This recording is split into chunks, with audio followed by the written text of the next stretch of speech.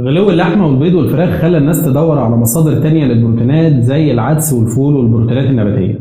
رجول وأجنحة الدجاج والفول والعدس مش هتعوض البيض واللحمة والفراخ كبروتين عالي الجودة. البروتين عالي الجودة ده هو البروتين اللي بيحتوي على الأحماض الأمينية الأساسية وبيكون سهل الهضم والامتصاص. البروتين أصلا ده عبارة عن 20 نوع من الأحماض الأمينية. ال20 نوع دول عاملين زي حب الخرز اللي في الآخر بيكملوا لنا العقد اللي هو البروتين. البروتين ده اللي متكون من ال20 نوع من الأحماض الأمينية بيكون جسم الإنسان. يعني الأحماض الأمينية بتكون البروتين على بروتين بيكونه جسم الإنسان. الجسم بيقدر يصنع 11 نوع من الأحماض الأمينية ال20، يعني مش محتاج تاخدهم في الأكل. ال9 أنواع باقيين اسمهم الاسينشال امينو اسيد أو الأحماض الأمينية الأساسية اللي هي لازم تاخدها في الأكل لأن جسمك ما بيقدرش يصنعها. ولو ما خدتهمش بيبدأ يحصل مشاكل زي وهن العضلات وزي سوء التغذية المطلق. طب الأحماض الأمينية الأساسية ال9 دول أخدهم إزاي من الأكل؟ الطريقة الأولى السهلة والأساسية إن أنت تاخد بروتين حيواني عالي الجودة زي اللحمة والبيض والفراخ والسمك.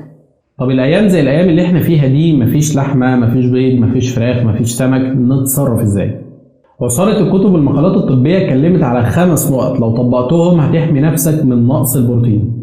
ورقة وقلم مركز معاك كويس جدا في ال5 نقط اللي هقولهم لك دول. قاعدة رقم 1 إن أنت لو مش هتاكل لحمة كل يوم على الأقل تاكل لحمة مرة واحدة في الأسبوع. ولو مش في الإمكان حاول تستغنى عن حاجات تانية زي الفراخ المجمدة وهات كيلو لحمة لأن هي طبعا أفيد بكتير جدا من الفراخ المجمدة. القاعدة التانية إن أنت تحافظ على أكل البيض مرتين 2 كحد أدنى في الأسبوع. لو أنت طبعا بتاكل كل يوم مفيش مشاكل، لكن لو في صعوبة إن أنت توفر البيض على الأقل حافظ على مرتين 2. لو أنت شخص بالغ بتاكل في المرة الواحدة بيضتين أو 3، ولو طفل بياكل بيضاية أو 2. القاعدة رقم 3 دي مهمة جدا، لازم تخلط البروتين الحيواني مع البروتين النباتي. يعني لو عندك نص كيلو لحمة ونص كيلو برغل اعملهم مع بعض كفتة برغل، هتزود كميتهم وهتستفيد بالاتنين. خلط البروتين الحيواني مع البروتين النباتي بيعوض نقص الكمية في البروتين الحيواني. قاعدة رقم 4 هي خلط ودمج أكتر من نوع من البروتينات النباتية مع بعض. البروتينات النباتية اللي موجودة في العدس والفول والحبوب والبقوليات كلها بروتينات ناقصة. يعني تلاقي ان العدس فيه نوع واحد من الاحماض الامينيه الاساسيه والفول فيه نوع تاني من الاحماض الامينيه الاساسيه، وهكذا بين كل البقوليات والحبوب. علشان كده الحل الامثل ان انت تاخد اكتر من حاجه في نفس الوجبه. يعني في الغداء ممكن تحط رز ولوبيا وفاصوليا بيضاء مع بعض في وجبه واحده، وفي الفطار ممكن تحط فول وبليله مع بعض. في الحاله دي الاكل هيكمل بعضه وهتاخد الاحماض الامينيه اللي انت عايزها. وفي ملحوظه مهمه جدا ان البقوليات كلها لازم تتنقع.